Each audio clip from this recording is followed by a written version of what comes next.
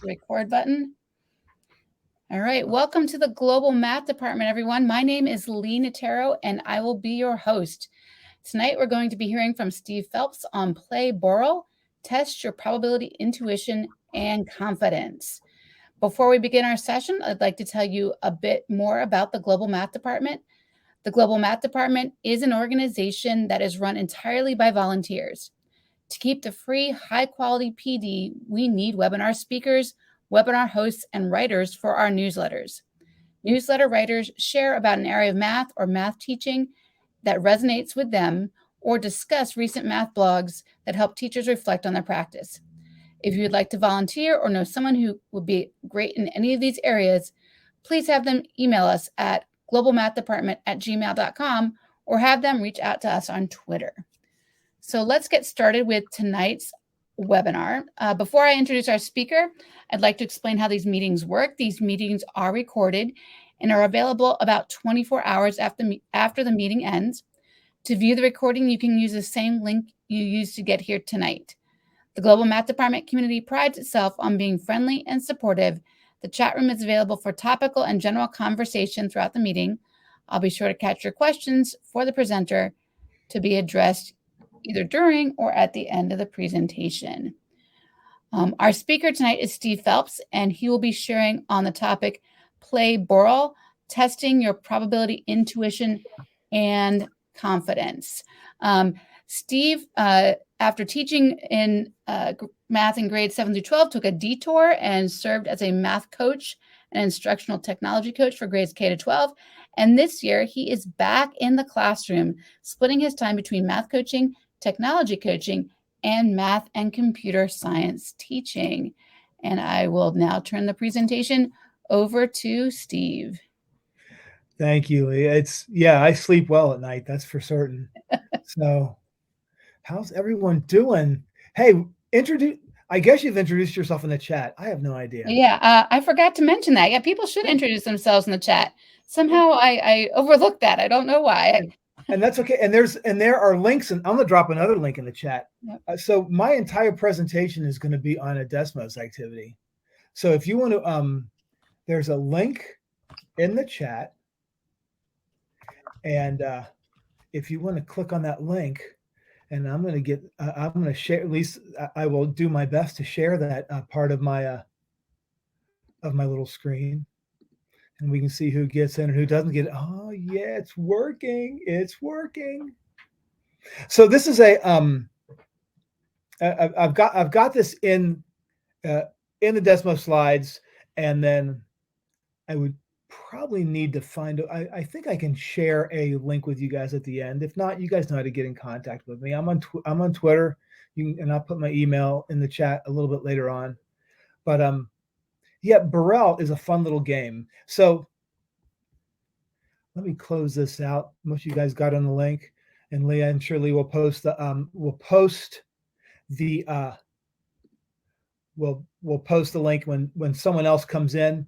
So Borel is a little dice game that I ran across a couple years ago, and it's a lot of fun. I really think it's probably more of like a drinking game for adults, but it's got some great educational aspects that you could use in your classroom, and we'll talk more about that. But I'd like to have you guys experience the game Borel too through this Desmos activity.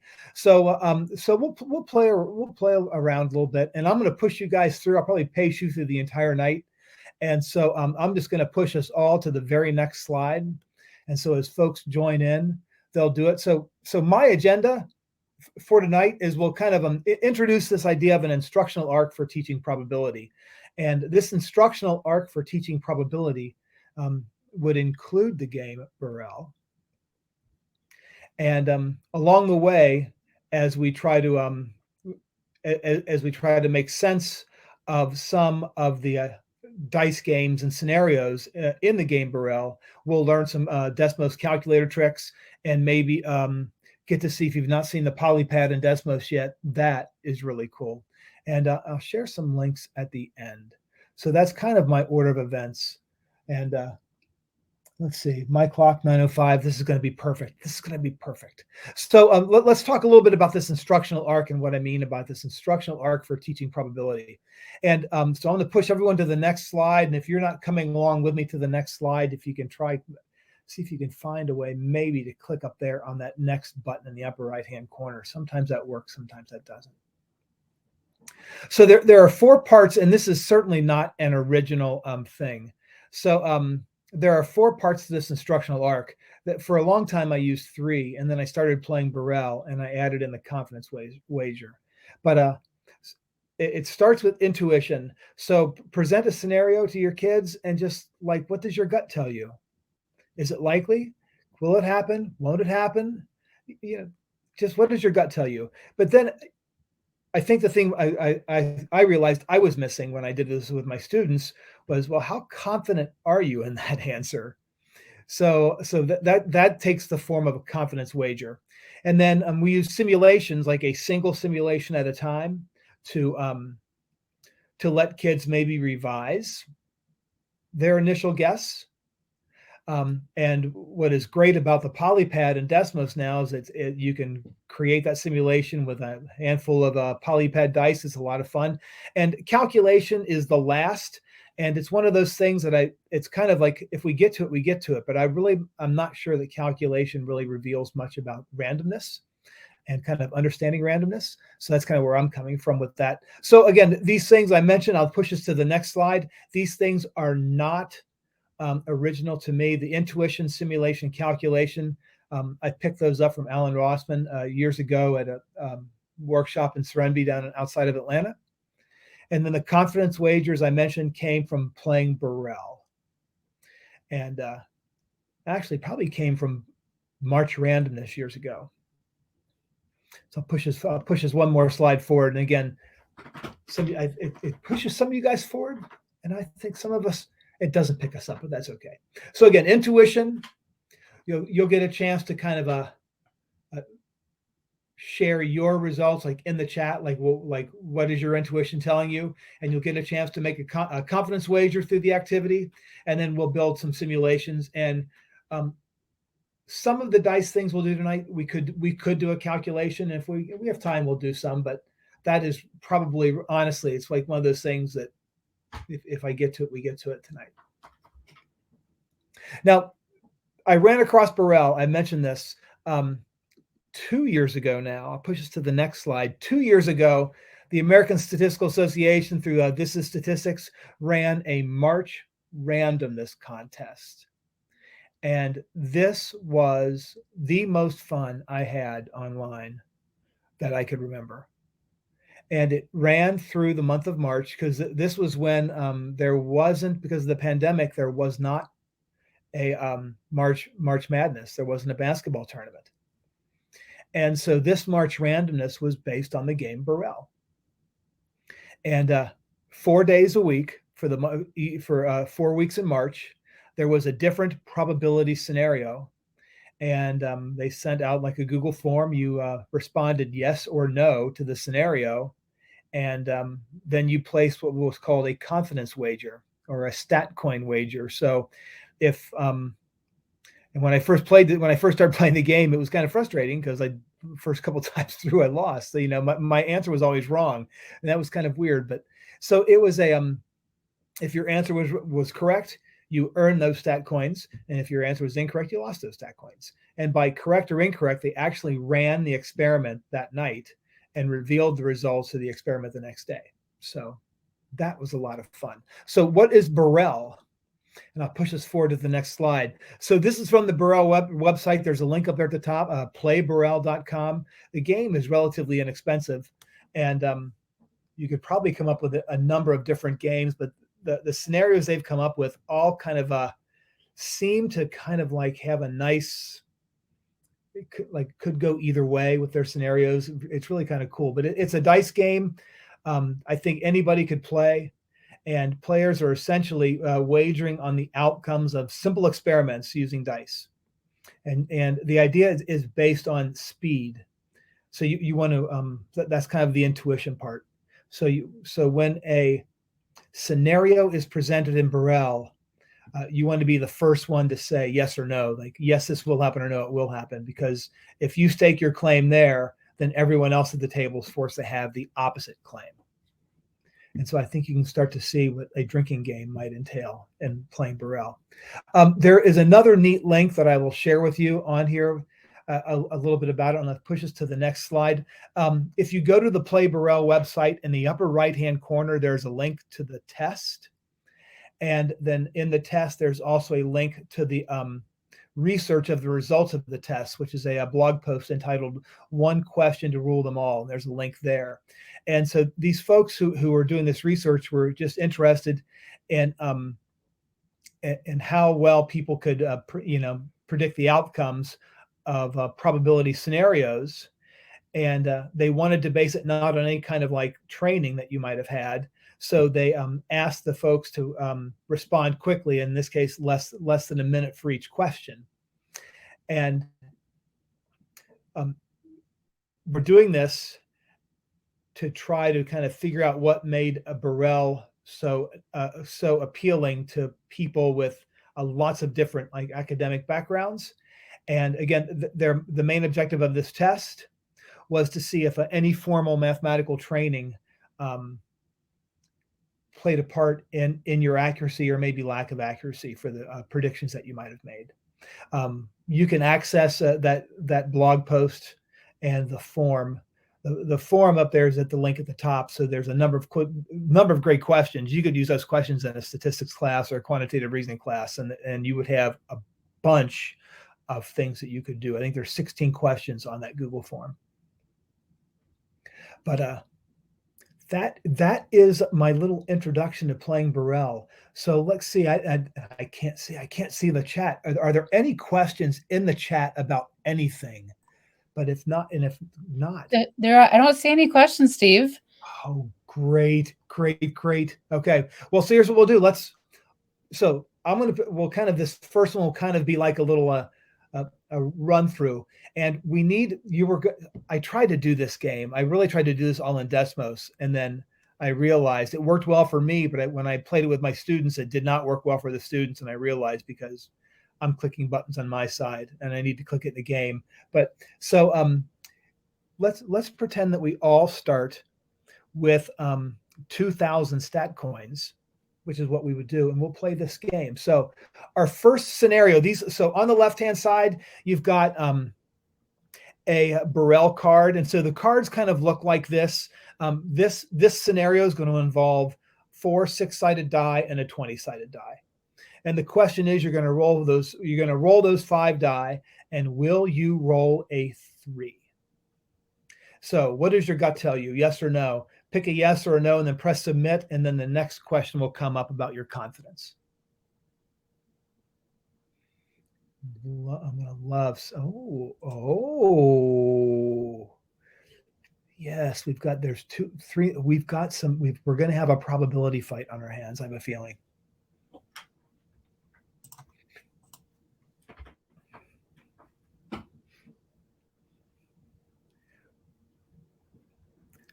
So more than twice as many folks think that yes, you will roll a 3. So this is like how the game would be played. And this was really, until I started thinking about this, I mean, like, I would do simulations and run simulations, and this is my answer based on the simulation. But when the dice hit the table, all that simulation stuff goes out the window, because it really is the dice, and the dice don't have a memory, and they know nothing about the simulation that you ran. So this is good. And so make a stat coin wager. So the stat coin is kind of you've set a somewhat likely, a somewhat unlikely, very unlikely, and then you've got your stat coin. So if you have 1,000 stat coin wager, you feel pretty strongly about your answer, whether it was yes or no. And so let's run the experiment, shall we? So what we'll do is you'll be able to run your experiment as well, but it will be my rolls that count for the official results. And click the wrong one. So let's see. Let's push us forward and so this is the polypad. And so on the polypad, I set up this polypad on the Mathagon website. So what you can do now is it is possible to like limit the tools that are available to students on the polypad. So I limited the tools just to the probability and data things that involve coins and dice and spinners and polyhedral dice. And so those are the ones we will use. And if you set that up ahead of time, you can save the polypad and then copy the link, and you can actually paste it into the Desmos activity. So that was, I know that's what was one of the things that had always kind of bothered me about the polypad. And then they were able to limit it, but it couldn't do it in Desmos for a while, and now it can. So this is pretty awesome. So yes, someone is shaking the dice. So I'm gonna pull 4 of those 6-sided dice out, and I'm gonna pull one of the 20-sided dice out, and we can kind of arrange them, move them around however we'd like to do, and then you'll just need to select them. You can select them one at a time if you want, and I mean it makes no difference where I can drag a box around them. And if the dice are small, on the right-hand side, there's a little magnifying glass. If you turn the grid on and off on the right-hand side, you'll be able to kind of have those dice kind of stick to the grid. But so this is going to be our roll. So if I go back and just remind myself, it was, will there be a 3? So I'm going to roll those. So will there be a 3? So I'm going to select them all, and I'm going to select roll. And will there be a 3? And so the answer in this case is no. And so that is what would be like my experiment that I would run. And that is what the kids would do. So in the actual Borel game, when you were playing this around a table, that yes or no comes very, very quickly. And then the yes or no will be like the person to roll next, if that makes sense. But then if you said yes, everyone else would have been a no. So if you said yes, there would be a 3. That answer was no. Everyone else around your table would win their wager, but you would lose your wager. So what I'm kind of interested in is if we did this a couple of times, so we've rolled it one time. So you stated yes or no in your intuition. Let's roll this a couple times and get a feel for this now. So I've rolled it twice, and there isn't a 3. So I guess a 3 is never going to show up. And so finally there's a 3. So 1 out of 3 times I rolled a 3. And here's 2 out of, there's the second time I got 3s, and there were 2 of them. So I bet this time there's going to be 3 3s. And so no, back to 1. So anyway, but now it seems we've had a 3 that shows up more than one time in a row. So do you want to change your bet? Do you think that getting a 3 is more likely than not getting a 3? What do you think about that? But drop your answer in the chat to that question. Do you think getting a 3 is more likely than not getting a 3?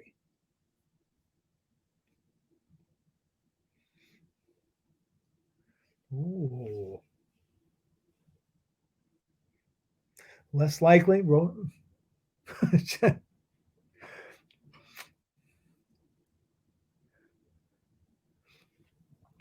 So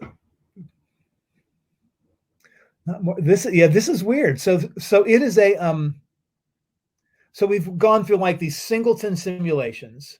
So now I want to generate a whole bunch of simulations, and Desmos is nice for this. So I'm going to move this. I'm going to move us to the next slide, and on this next slide is where the simulation will take place. I'm going to see if I can.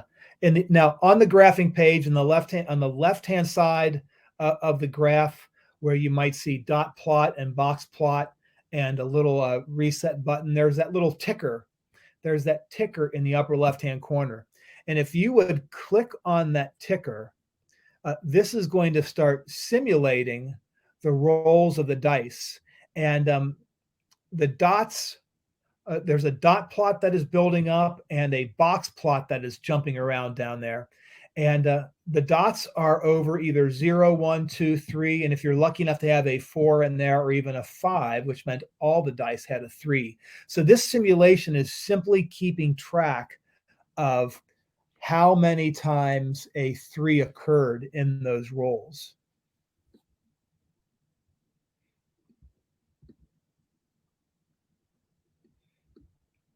And so I'm going to pause mine for just a moment. I wonder if I make my screen full screen, if you guys would still see it. Yell at me if you don't see it. I'm going to make, oh, I see what it did there. So that is my, I'm trying to grab the axis so I can pull it down a little bit, and I'm going to stop my ticker for just a moment. And so what I'd like, so I can see, like on my graph, your graph might be different. It certainly seems that rolling a 3, not rolling a 3 happened quite a bit, but I think it was less likely than how many times it showed up 1 time or 2 times or 3 times. Or I even had 4, which meant probably, my guess, it would be the 6-sided die. Now, so here's a Desmos trick. I just want to know is like how many times a 3 occurred. And so I'm going to go to one of these lines, and I wonder if I can make my font a little bit bolder there to help everyone see that. So I'm going to go to my next line, and I'm just going to I keep my data in T. I don't know why I kept it in a list named T. Usually I would keep my data in a list named D, but I did T. So I will go T, and then in the square brackets, what I want is I want to know that I want how many times like was T greater than or equal to 1, because I want all of that data. So T is greater than or equal to 1, and this tells me that there are 281 elements in that list. And if I just click T, that tells me that there are 512 elements. So it seems like more than half the time I am going to get a 3, at least by the simulation. So it seems like yes would have been the way to go based on the simulation. But when the dice hit the table, that's not necessarily the case. Not necessarily the case. So most of this, I think everything, as far as Borel goes, everything is based on dice. Everything is based on dice. So if you started with 2,000 stat coins and you answered no, then you won stat coins for your bet. So you'd add on your stat coins. And if you said yes, that was not what happened, so you lose your stat coin. So if you want to post your stat coin, if you'd like to post your stat coin total, so after the first round in the chat, that would be fantastic. This is what I tried to do in a Desmos game. If I was playing more games. That's the, yeah. I will. So if you everyone starts with 2,000 stat coins. So if your guess was correct, update your total and put in your running, like your updated stat coin total. 2,000 stat coins, Deborah. I'm sorry, I was not clear on that.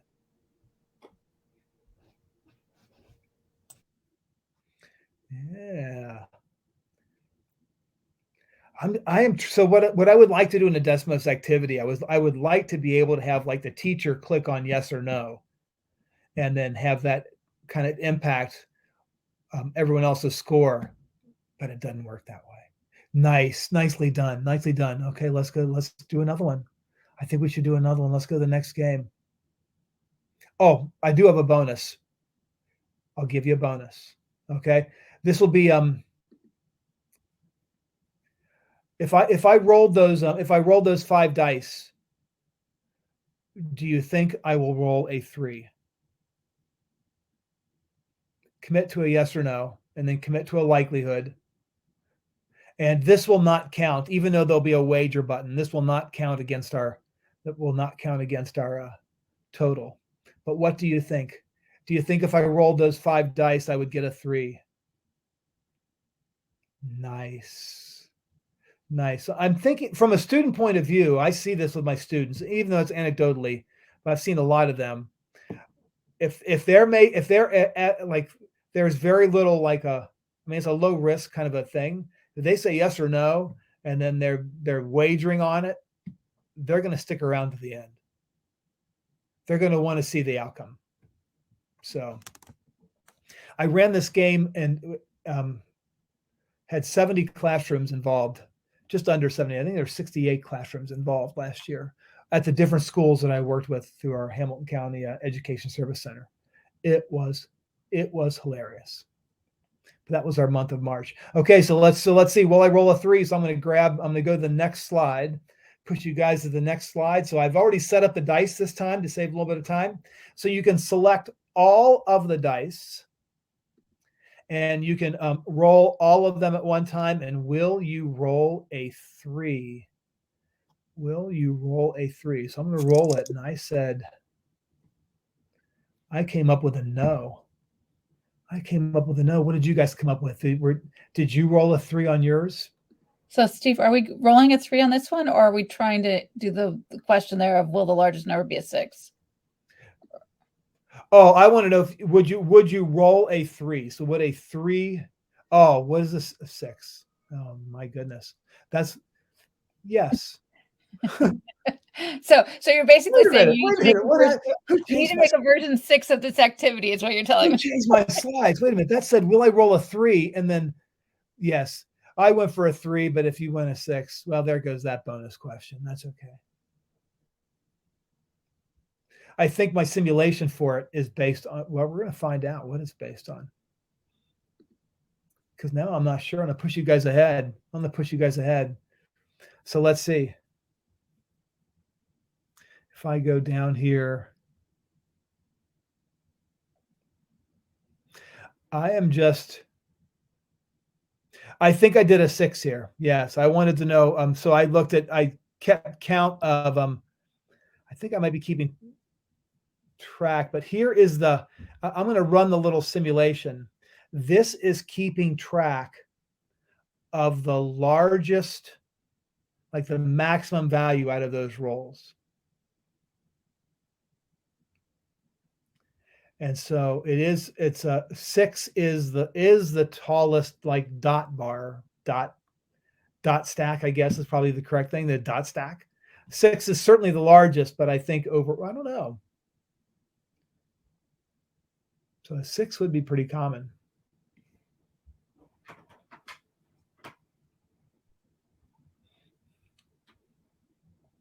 And so at any time, since you control the graph, so you can stop yours at any time. So I'm going to stop my ticker. And if I scroll down a little bit, I'm just interested in how many I'll do equal 6 on this. So again, I'm keeping my data in T. I don't know why I did that. So T and in square brackets, T equals 6. And so there are 68 instances of 6 being the greatest roll.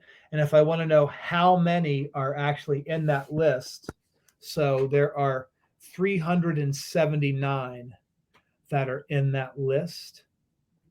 So that seems like suspiciously close to 20%. 68 out of 379. Let's try it. 68 out of 79. Close to 20%. Interesting. That's not what I thought, but that's good. Questions or thought, kids? Questions or thoughts before I go to the next one? Questions or thoughts? Steve, I have a question. Yes. So when you played this with your students, did they feel like they got better with their intuition based on playing these dice games? That was so with the kids in the classrooms that I used last year, their teachers, almost every one of the teachers, they all said the same thing. They felt their kids got better reasoning about randomness and probability. So it's not that they got better at making the correct predictions, because that's the thing. I mean, because what you roll the dice do what the dice do. But I think they all said they felt their students improved their reasoning about the random events. Okay, thanks. Yep. Yes, it's a fun game. So like I said, we did this for the month of March. We did 3 weeks because we ran up. We instead of 4 weeks, we did 3 because we ran into spring break, and half our schools were out 1 week, half the schools were out another week, and then so we just did 3 weeks. But it was a lot of fun. It was a lot of fun, and the winning teams got these big, huge. They wanted the winning team wanted a big Reese pie, so that's what they got. So I'm not going to argue with them. So let's go to the next one. Let's try the next one. I don't know what the next one is. I'm kind of wondering. So, we'll stay. So you've got 4 6-sided die. So what does your gut tell you? Will the sum be at least 15? Don't think about it. Don't think about it too long. Just what is your gut telling you right away? Yes or no? Do you think it's going to be, will the sum be at least 15? And then the question, what question will your kids ask about that? I think, well, you're, ooh.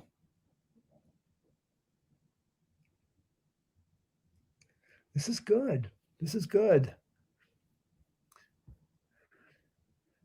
I would really, I needed probably, I'd like this in a 2-way table because I see your yes and no results. And I also see your very likely, somewhat likely, and somewhat unlikely results.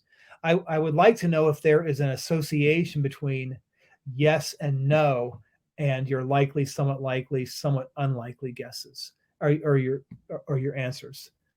So I kind of want maybe almost a 2-way table for this. And your stack coins, yeah, there you go. So I'm kind of, let's see what happens. So we've got 4 dice, and at least 15 includes 15. Do we agree on that? Right? So it's going to be that. So we get a 15. That's a yes. And so I'm going to do this one. I don't want to roll them all at one time. I'm going to do one at a time to kind of build the suspense. So I did this the other day with my kids, man, and it was pandemonium. So let's see. I'll roll this one.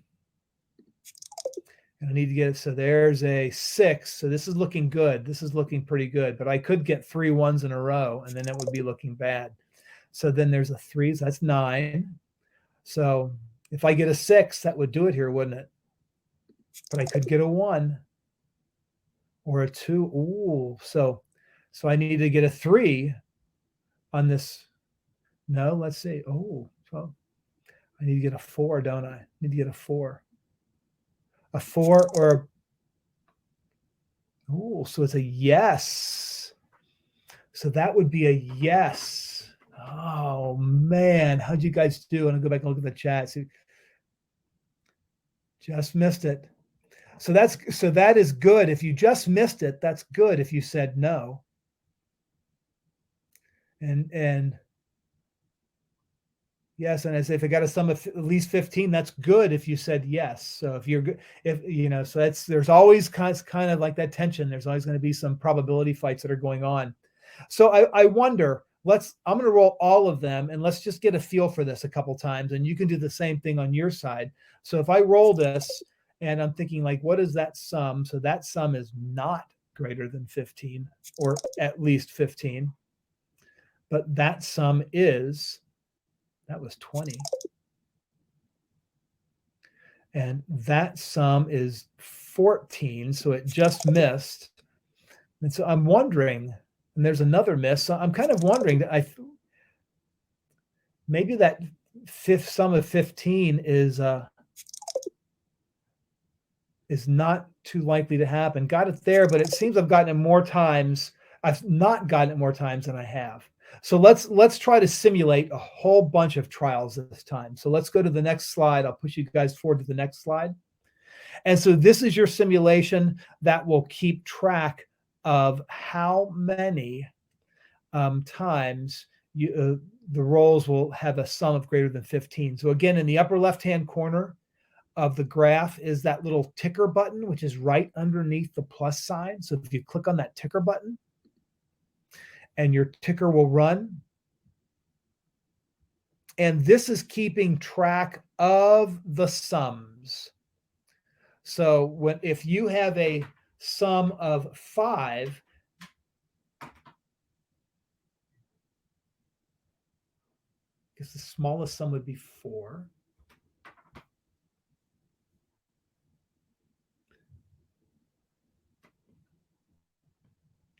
And so what I'd like to know is I want to keep track of like how many are 15 or more.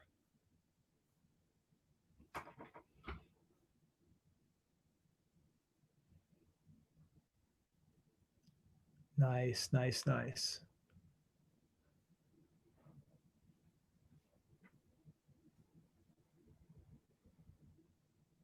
So I'm going to stop my simulation. I love that shape. That shape is cool. And so I want to count how many are 15 or greater and compare that to the total number that are there. So again, I don't know why I keep it in T. I don't know why I do that. T with a square bracket. And if I can make my little data a little bit larger here, it might be easier. My font a little larger. So T with a square bracket, and then capital T again is greater than or equal to. So I just hit the greater than button and the equal button one after the other is 15. And that occurred 164 times. And then if I just type in capital T on the next line, out of 363 trials. So let's see, 164 out of 363. So about 45% of the time that I'm going to have 15. So this is the thing about the Borel games is the scenarios in Borel seem to always be in that like 45% to 55%. So it's yes or no, but it's close enough to be in a coin flip that it kind of keeps everybody interested. But so that's good. So go ahead, and if you want to update, if you'd like to update, where you have to be honest here, if you want to update your stack coins and put them in the chat, let me know what you guys did. How are you guys doing on your stack coins? So if you, again, we got to go by mine, and I forget what mine was. I think it was a yes, but maybe someone was paying attention to me and realized it was a no. So that's okay. That's what the bonus questions are for, Andy. So you guys wait for the bonus questions to come around. So this happened last year. There were a lot of like, this is, and it's one of those lessons. That's why you don't bet on the races, is what we joke about. Some kids started on like a losing streak, so you got to talk to kids about, are you due to get a win? Does the law of averages a thing? Stuff like that. So, and that's okay if you totally forgot. That's really okay. And so we talked about those things when I go to the different classrooms and or if I'd make the videos for the kids with the results. And yeah, so we started adding bonus questions in because some kids lost a lot. We wanted to keep them interested for 3 weeks. And so the bonus questions concerned like, will the largest number be this? Or will I get a 6? Stuff like that. All right, let's try. I think, yes, let's try one more at least, and we'll see where we go. And then we'll pause for a little bit and talk about this. So this is, now I'm going to roll the 10-sided die. This is, I know this is one of those questions. I'm going to roll the 10-sided die. I'm going to roll it 4 times. So I'm rolling 4 10-sided die or 1 10-sided die 4 times. Will the maximum roll exceed 8? And this is a question. So kids needed clarification. What does exceed mean? And so exceeding means is not at least 8. At least 8 would include 8 in my mind. Exceed 8 means it's got to be a 9 or a 10. So will the maximum roll be a 9 or a 10? So what are you guys putting down? Let's see. We put it. Man, no's. So I just want to know, like, are the very likelies the no folks, or are the somewhat likelies? Yes, yes, nice, nice, nice. Stack coin wagers. So there's a lot of data I think you could collect. There's a lot of data I could have done a better job trying to present this. I'd like to do more with that. So, all right, this is good. So 11 right now. I have 11 no's and 2 yeses. So will the maximum roll exceed 8? And there's folks saying no. So I've got the dice set. I'll push you guys forward. Are you going to roll them one at a time? You're going to roll them all at one time. What are you going to do? So I'll roll them all. Will the maximum roll be a 9 or a 10?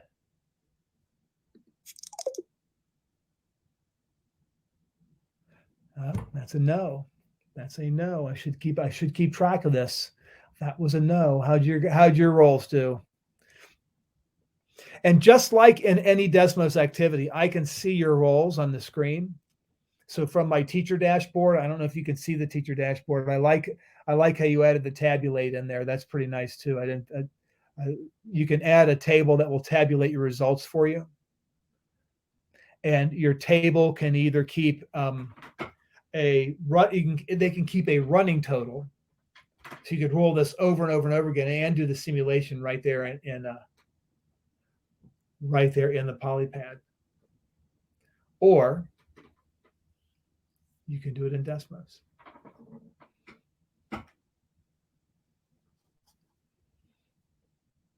You guys are playing. I'll give you guys a chance to play for a second on that. I'll give you guys a chance to play.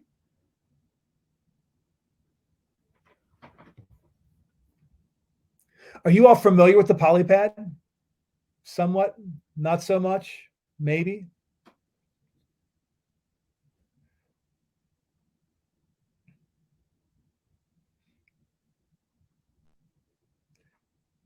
It is the elementary teachers I worked with last couple of years really loved it. Really loved it. And they have a really nice they did an art contest last year. I know Desmos has their graphing contest, but the art contest that the polypad that the Mathagon folks did, I'm assuming they'll do that again, was their results were really stunning.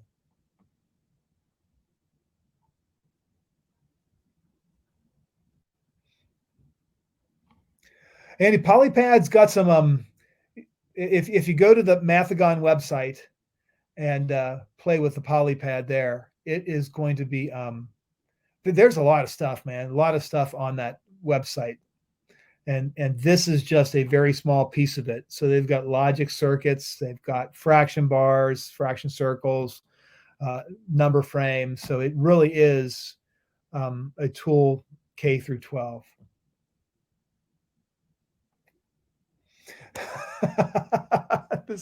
There you go. So let me push you guys. Let me push you guys ahead to the next slide. I know you guys are playing here. This is good, but let me push you to the next slide, to the graph, and let's see what happens on the graph. Okay, so this is our simulation. I know, I'm sorry about that, kids. I'm sorry. So on the simulation, so I'm going to click on the little ticker in the upper left-hand corner and to see what happens. And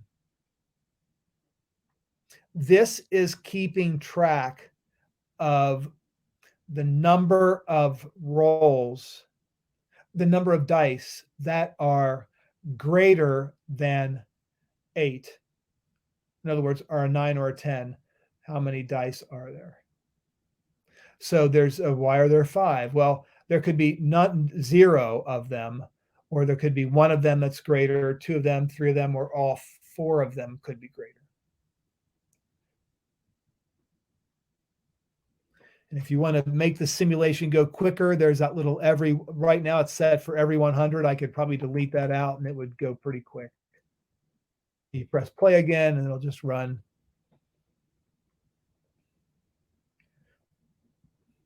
So I think I kind of get the feel from the simulation. I think the other 4 stacks of dots would be taller than the stack at 0. So I think getting no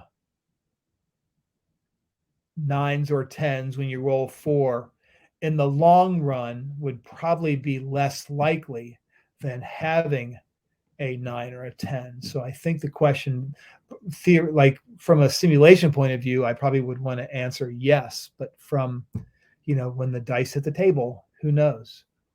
So let's keep track of, let me stop my counter. If I want to know how many are greater than 8, I just go capital T and then square brackets. Capital T is greater than or equal to 9. Oh, not 9. That was a teacher technique. Greater than or equal to 1. And so there are 374 times there was a 9 or at least one 9 or 10 in the roll. And then the total number of trials is 666. That's the devil's confidence interval on the TI Inspire. So that is it's more than, not much more than half, but simulation wise, but yeah. So nice simulations. Let's try one more before our time winds down, because we need to shut this down at 10 o'clock my time. So let me push you guys forward. And then, so we're here. It's okay. So roll a 6-sided die 4 times. Will some number appear at least 2 times in a row? So this is the discussion, because this is one of the problems we did last year. So roll it once, one at a time. And you want to know, like, will I get a 2 or a 3? Well, will some number appear at least twice in a row when I roll it? So don't roll all of them at once. Don't roll 4 of them at once. But I put 4 dice out there on the polypad, but we'll roll them one at a time, or you could roll them all and just say the 2 that are next to each other. Will there be 2 numbers that are the same? So let's see how you guys think about this one. So, it's more of an even split this time. 6-4, not bad. 6-4. Stack coins. We're just throwing our stack coins around like they're going out of business. So, all right, let's give this a try, kids. Let's give this a try. This is good, man.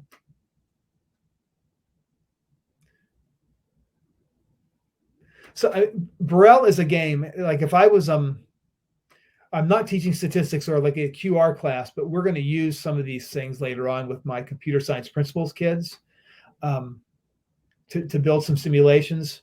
And we're getting ready to do like the app. We use code.org. We're getting ready to do that app lab so they can build the labs for their phones. I'd love for them to try to do a little dice rolling activity on their phones. So let's go to the next slide. And let's try the dice. So I'm looking to see, will there be a you can roll them all, and will you have 2 numbers adjacent to each other that would be the same? So I can't, like, right now mine shows up with 3 1s, but if I would like to get 2 numbers or more that are in a row, so I can roll them all.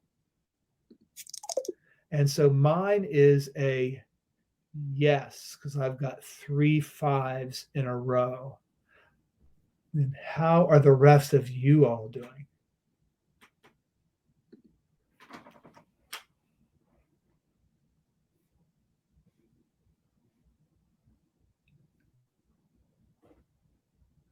What does your gut tell you if you do this single kind of a simulation repeatedly? Do you want to are you going to change what your gut told you originally? Do you think it's yes, it is going to happen? No, it's not going to happen. Will it get you to change? Will it get you to change your answer?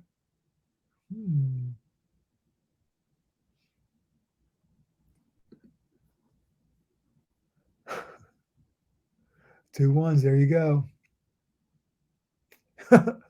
there is that's like, I know what the simulation says. Yeah. I like what the simulation say, but like when your dice, you got a lot in a row at the beginning, but not, that's probability. That's the way it is. So these are the things that kids, like over a month of doing these things, or 3 weeks last year, that's like the stuff I think kids, from talking with teachers, they understood better. They understood that, yeah, those things happen. So this is nice. I'm just not going to push us all forward. I opened up the next slide. If you'd like to move yourself to the next slide, and I'll actually stop the pacing. So I'm on slide 24. So if you want to hit the next in the right-hand corner. And so here is the simulation. Let's see if we can get that simulation running. And oh man, we're about out of time. So this is going to keep track. Let's see. This is keeping track. I either get a 0, 1, 2, or so in other words, 0 means there were none in a row. 1 meant there was 1 in a row. 2 meant there were 2, like I had 2, and then there were actually 3 in a row because there were 2 matches. So these are kind of the number of matches of adjacent dice. When the 3 comes up, that means that all 4 dice were the same. So either got 4 6s, 4 5s, or 4 4s. And once again, I think that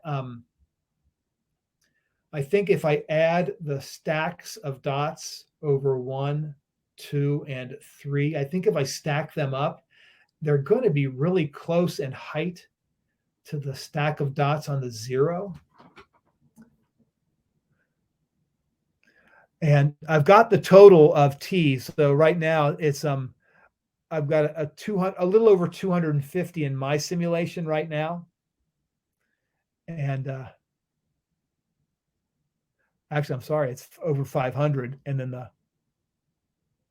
the total is how many times there was a match, because I'm adding up like how many matches there were total.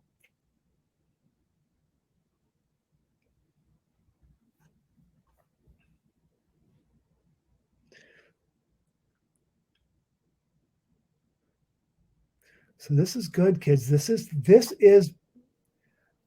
like Borel. And I am going to run the March randomness again with I'm going to offer to the schools that I ran it with last year. And if they take me up on it, great. If not, that's okay too. I am going to run it.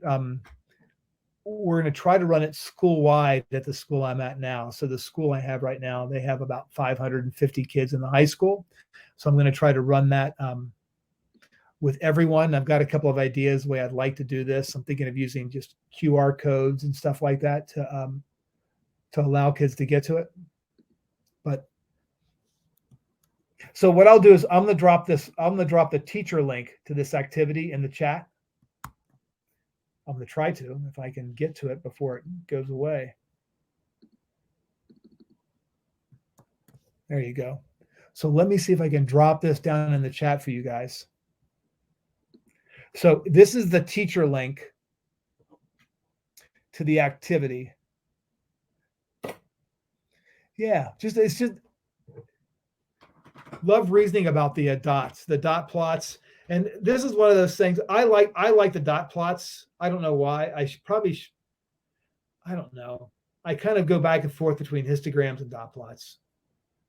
But that's just me. That's just me. So kind of sometimes I think, well, maybe I should use a histogram more. But I like the way the dots, I don't know. I like the dots seem to just like them. That's all. Just like dot plots. So this is I will go to the last slide. We almost got through all of them. If you want to look at you've got the teacher link on this, and I will not pause this activity. So if you wanted to keep playing with it, you could. I know the scenario on slide 28 where you roll a 10-sided die, a 20-sided die, and a 30-sided die. They don't have a 30-sided die, but they have a 30, like a random number generator in the polypad. Will those results be in strictly increasing order? That is love that question. I just love that question. And this is a nice, for all of our calculations, we really haven't done any calculations to figure out the exact probability. We've always been just kind of estimating. Some of these lend themselves to doing a nice, neat calculation. Others, like this question, would be best by like writing a Python script. So I would do a Python script on the Inspire, and we would run that for the kids. So that is kind of what the different things that we would do. The last one we didn't get to on slide 32 is you're rolling 10 20-sided die, or you are rolling a 20-sided die 10 times, however you want to look at it.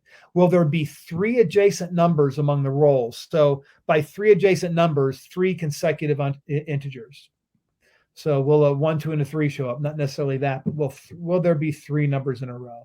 That's kind of that's a fun little question too. Again, that is probably terribly difficult to try to like actually compute the probability. But if you wrote a script, a little code or a Python script or something like that, it's pretty easy to run through all of the possible outcomes to make that happen. So my parting words on the last one, and again, yes, I have the link there too, is I think when you're doing probability, this instructional arc of intuition, giving kids an opportunity to guess,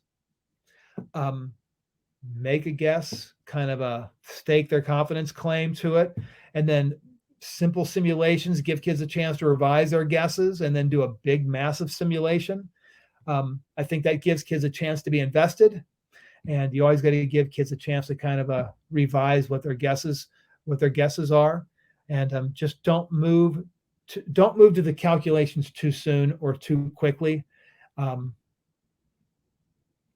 Those are the things that at least I've come up with over the last couple of years. It does work with kids. It does work. And this game, this March randomness, was a lot of fun with the kids last year, and I'm looking forward to doing it again. So that's it. That's good. We will call this. I'm gonna stop sharing. We will call this an evening. Any questions for me, kids? Any questions for me? Thank you very much for sharing, Steve. I didn't see a lot of questions in the chat as people were participating and sharing their answers. And, Yep.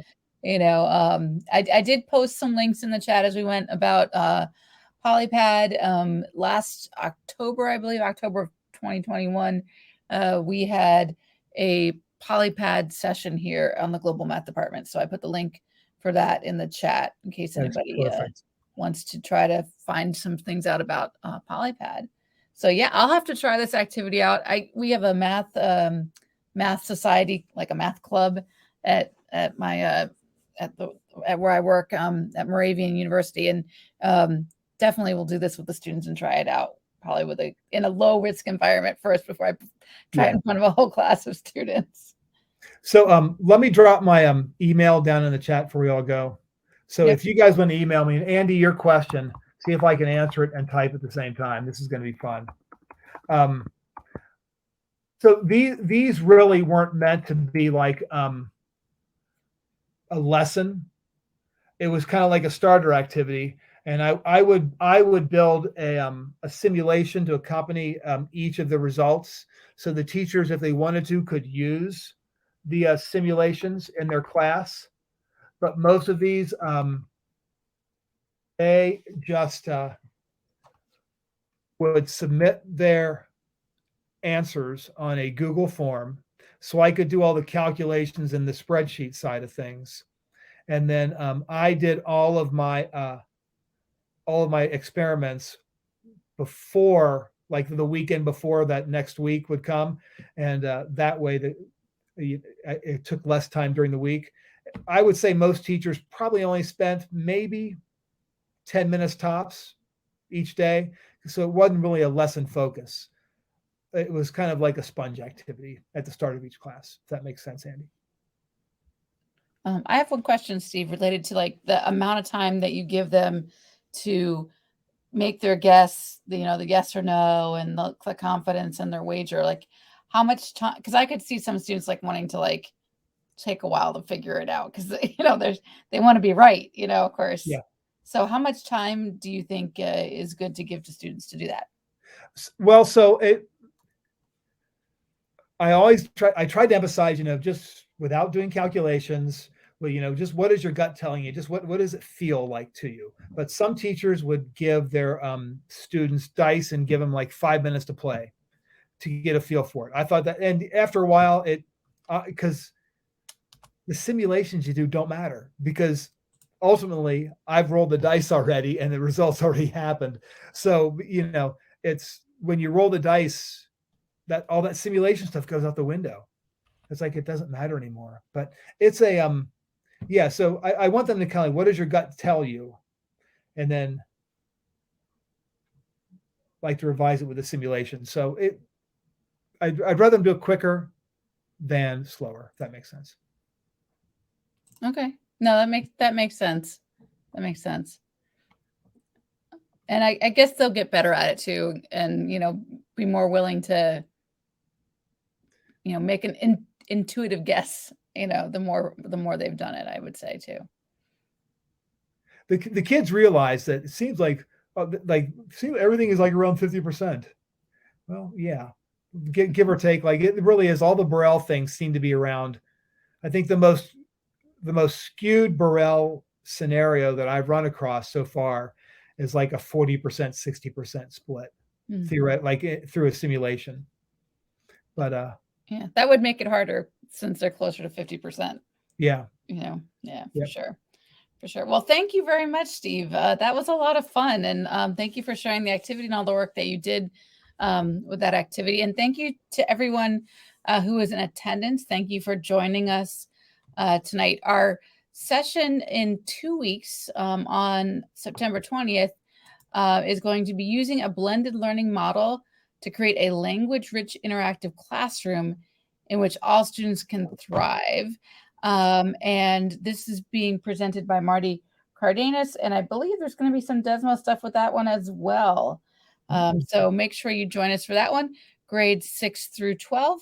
We look forward to seeing you in 2 weeks. So thank you again, Steve. That was a great activity, great just different things for kids to think about. I love it. I love it. I love it. Anything you can do to help, guys, just reach out to me and let me know. Debo, thanks, man. Appreciate it.